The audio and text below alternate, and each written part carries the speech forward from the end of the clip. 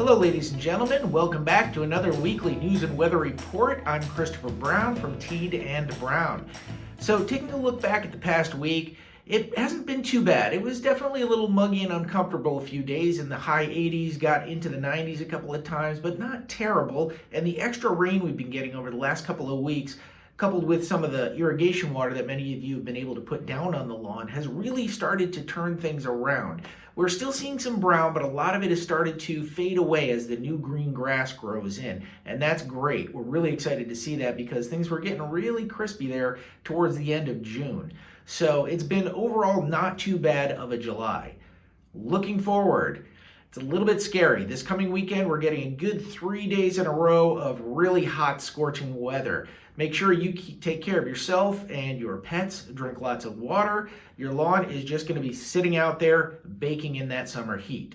Think about this. What if you planted a palm tree in Alaska? It's not going to survive. Same kind of thing happens here. The grasses we use in this part of the country are not well suited to the tropical climates you might get down south, like in Florida, just as the palm trees are not suited to the cold climates we get in Alaska or even Connecticut.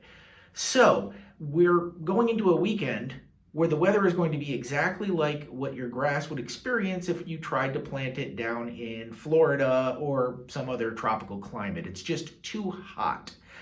Keep up the watering as you have been, but don't try to compensate for the heat with lots of extra water. All that's going to happen is it will be too hot and too wet, and that's not good either. You can actually encourage disease problems at that time.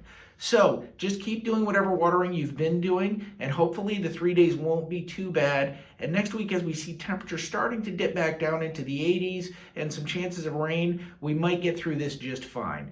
We're just going to have to wait to see how that goes, but I'm optimistic that things will be okay and that we won't get hit too bad. So let's keep our fingers crossed. You have a great weekend. Stay safe, stay cool. Thank you for joining me, and we will see you next week.